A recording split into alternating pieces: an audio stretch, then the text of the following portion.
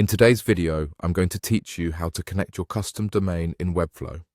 This process may seem a little daunting at first, but I assure you, it's really quite straightforward once you know where to look and what to do. So, let's dive right in. First, we're going to open Webflow.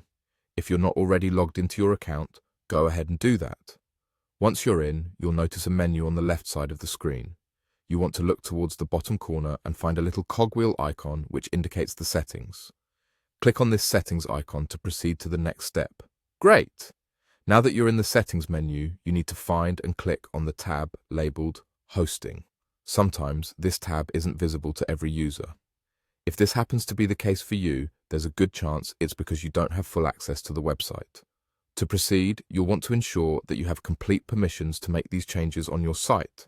Double-check with whoever manages your site's permissions if you're running into trouble here. Assuming all permissions are in order, you can now navigate to the Hosting tab. Once you're there, you'll want to scroll down a bit to locate the Custom Domains section. This is where all the magic happens. You'll see an option to add a domain just waiting for you. Go ahead and click on Add, and this is where you'll enter your custom domain name. Now, after entering your domain, there's an important step where you need to head over to your domain registrar's site.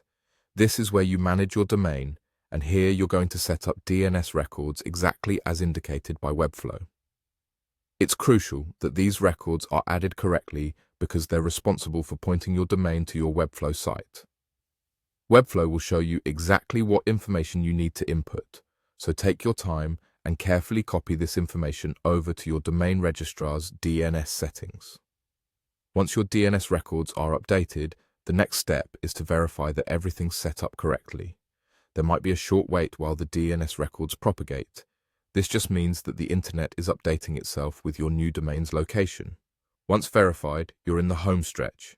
With everything verified, you'll need to return to Webflow to finish the process.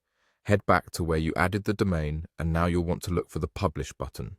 Clicking Publish will finalize the connection between your custom domain and your Webflow site, making it live for the world to see.